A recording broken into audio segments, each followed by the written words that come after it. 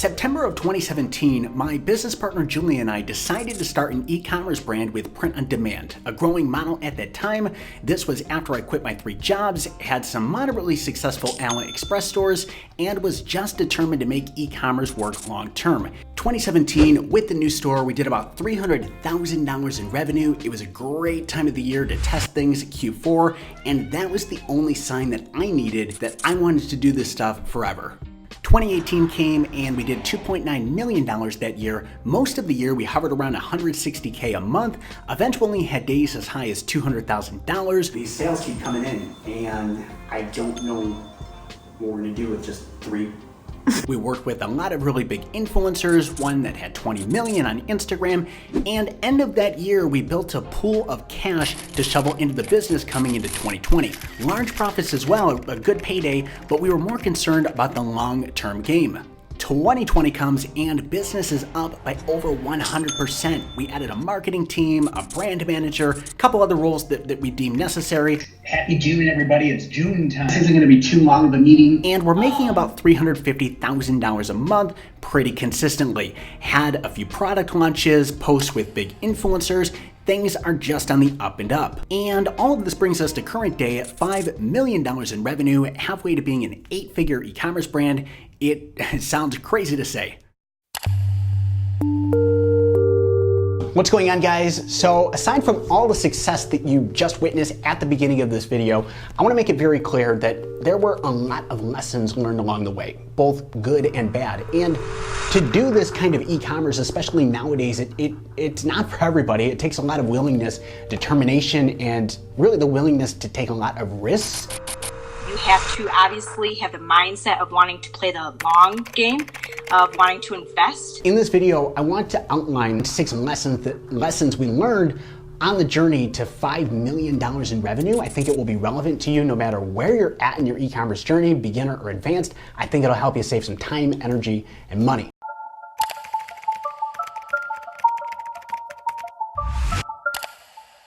I get a lot of messages that consist of things like, I'm not profitable, or I can't seem to get this to work. However, after looking deeper into what they have going on, I usually discover the problem lies with their product strategy. It does not make any sense for me to go out there and sell this with a $12 profit margin when I can sell something like this from my fulfillment partner for a $40 profit margin. And this brings us to lesson 1. Alright guys, back when we first started the store, we first tested socks. That was our winner here, here, and here. Money in the bank. I was actually able to buy this Lamborghini. Okay, maybe not that part. However, we quickly realized it wasn't going to be sustainable, A, long term, and B, at scale. So we dumped it. Prior to the socks, we tried t-shirts and just lost money with ads. We were in the red. The product might be great, we sure thought so, but the cost nowadays to reach potential buyers is going up. So to compensate, we had to go with a product with more room for customer acquisition. Our 2 best sellers right now have a margin of about $20 to $30, and that's without any upsells. We're using a lot of upsells, and back when I used to do client work, same parameter, we started with the margin on the front end. I'd recommend selling things like tumblers, canvases, posters, even metal. You can find a metal supplier on Etsy or a private manufacturer, really anything but a t-shirt on the front end. If we look on Etsy for product inspiration, you'll notice right away that we rarely see t-shirts as a listing. Now I know I always talk about using a mainstream POD supplier like Printful. However, Etsy is a great place to also find suppliers if you're looking for a more unique product to sell. Generally, these are just mom and pop shops in a garage, and they'd be happy to fulfill at scale. The more unique the product you have hitting the marketplace, the more success you will have. If I go out there and sell something like this right here, a star map, millions and millions of people have already seen this on social media. Can I still sell it? Absolutely. Is it gonna be much harder? Yes, it is. There have been many stores that had built their entire brand around this sole product right here. When we started our store, there was not a lot of people doing what we're doing. I think there was one other store. We decided to take it, do it a little bit differently, innovate a little bit further, and had success with it. And after years and years of now going at it and doing it, anybody that tries to do what we're doing, for example, it's gonna be much harder for them. Okay, lesson number 2, don't be an idiot like myself. Let me back up. I oversee the marketing for the business and made the abrupt decision to partner with a model on Instagram that had 15 million followers for a story post. I was expecting it to basically rain. Julia and I would have a good payday. Fast forward, the post goes up, and it failed. Like, actually failed to the point of losing $8,000. This is an actual traffic screenshot. We did $4,000 in sales that day, which was a normal sales day for us, so who knows how much we even did off this quote-unquote influencer. I think what happened was, I think you got a little bit excited because the influencer had lots of followers, lots of likes, but what happened was the image that she gave off it didn't fit our customers. All right, I have to admit, Julia is right when she says I got a little carried away. So what should I have done? What's the lesson here? Number one, make sure the influencer you want to work with matches your brand to ensure it resonates with their audience. By doing this, the product feature will look more like a personal recommendation by the influencer. Let's take Kylie Jenner, for example. She's a mega model influencer with 142 million followers on Instagram. Yep, that's a big fat number. You see, I like Kylie, and she has a lifestyle she's trying to portray with her thousands and thousands of photos. In the advertising world, a brand will come along and say, hey, her lifestyle matches our customers, let's do a brand deal. If she did a promotion with High Smile, it'd be a very close match, and has. However, if she promoted Crest, her audience would probably just laugh and keep scrolling. Number two, make sure the influencer is actually an influencer. And I know it sounds really counterintuitive.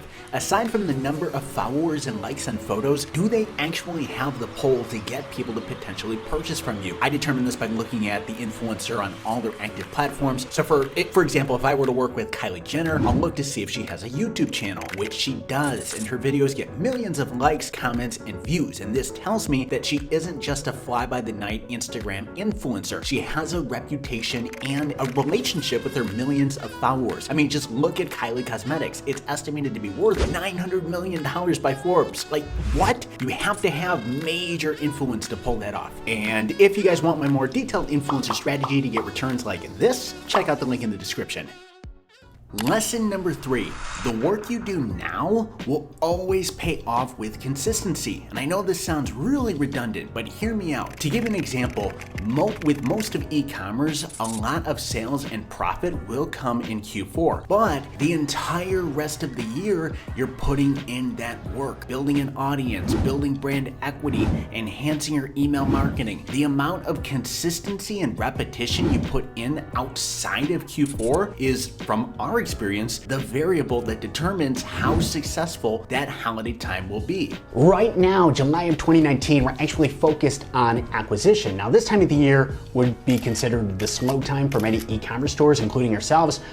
However, we're still focused on bringing people in, getting people into the funnel, and establishing rapport with all these customers. By the time Q4 comes around, these people know who they want to purchase from. It helps out immensely the actions you do prior. So for example, inside of my ads manager in November of 2018, we spent $133,000 on Facebook ads and about $50K on influencer marketing to do $1 million in sales. We had a ton of sales happen outside of any advertising, and had we not spent the previous months doing the more tedious tasks like improving email marketing or investing thousands of dollars into content and website development, November in this case would not have been this successful. Investing into your brand and being able to see the long-term payoff is a powerful skill. So massive multi-six-figure profit, but even more cool is the 4.2x ROAS we've seen on Facebook. All the rest of the year, we were just seeing a 2x. Lesson number 4, your e-commerce business will thrive with a good email marketing strategy. Notice how I just said good. The problem here is that many store owners just focus on acquiring customers and not their back end. And unfortunately, this used to be us. Here's the reality though. We're in a new age of e-commerce and it's survival of the fittest. If somebody comes along doing what you're doing and has a better email marketing strategy, they'll pass you up simply because they can spend more to acquire customers and invest into their brand. On top of that, they've built tighter relationships with their customers. Suddenly I realized how much we're losing by not utilizing email marketing. There's so many stores out there, even in our niche, that are spending a lot on advertising and investing into their store simply because they have fine-tuned their email marketing. They've given themselves all this extra revenue and profit to work with. After months and months of putting in the work and fine-tuning our email marketing and flows, April of this year was our first month hitting the goal, and we landed at 32%. 32% of the revenue came from email marketing. Let me break this down for you. Off of $394,000 in revenue that month, $127,000 came from email, $48,000 came from our automated flows, and $79,000 from campaigns. If, for example, I'm seeing a 30% profit margin off of $127K, that's an extra $38,000 in profit. I'm trying to remain calm right now, but this is a big deal. With our Facebook ads, we break even a lot of the time, which is not a bad thing. The real money, the real profit comes from these emails and our repeat customers. Lesson number 5, you're running a business, obviously, but my viewpoint is that a lot of the money that you make should be shoveled back into the business to keep it growing and getting better. Long-term investment is what will separate you. As an example, if you need to spend money on a custom theme that will yield positive long-term results, do it. If you think you should spend a few $100s to use Klaviyo instead of MailChimp, do it. I think that there is so much propaganda out there when it comes to e-commerce and profit. You see the Lamborghinis, you see the mansions, and it really just paints this false perception in people's minds, especially if somebody is new getting into e-commerce. And of course, you can go out there and buy those things with e-commerce. However, it's my viewpoint that you could be investing it into growth and becoming an industry leader and investing it into your products. And for example, let's say you make $200,000 profit, a couple months you make $200,000 profit. Would you rather profit the entire 200K or invest a lot of it, make your brand the best it can be, and sell a year later for $1 million? And that's really what it ultimately comes down to. With our business right now, we're building it to sell. Finally, lesson number 6, do not be afraid to spend with paid social. In many cases, this will be Facebook ads. If you lack funding, that is a personal problem that needs to be solved. My first business, my partner and I, we took out a loan. I think loans are great. They really help you. They give you that kickstart that you need. Either way, removing the limitations to your success is crucial. And it wasn't until the end of 2019 when we had done like $3 million with this store in revenue that we realized we still have these limitations. I have a friend in my hometown that does e-commerce, which is quite odd. I live in a small hometown, and he got in e-commerce, and I saw him at the grocery store, and he came up to me and he said, "Man, Chris, I'm really struggling. I could use some advice. I think I found something that worked." And he wanted me to look at his ad account. So I opened up his ad account inside of the grocery store, and I seen what was going on. And I noticed that he did indeed have a product that was working. He had a profitable campaign. He was making some money. It wasn't a lot, but he was making money. However, he was only spending like $50 a day on ads. And I'm like, man, what's going on? Why have you not scaled this yet? And he replied simply saying, I'm afraid to lose money. I'm afraid it's not going to work. I'm afraid it's going to collapse. Here's the reality. Anybody that's successful with this, and if you really want to make money with this, you have to be relentless in your pursuit of scaling something that works and just going with it. You can't just settle. And this goes with finding products as well and testing products. You have to be relentless in your pursuit of doing that, and you have to be willing to lose money. You are going to lose money regardless. You can't not stop that. If you do stop that, you're not going to get anywhere far. All right, guys, I really hope you enjoyed this video and you got value out of it. If I could shed light on anything, if you have any questions, go ahead and comment down below. I'll make sure to get to that. So with that, guys, thank you so much for watching, and I'll see you in next week's video.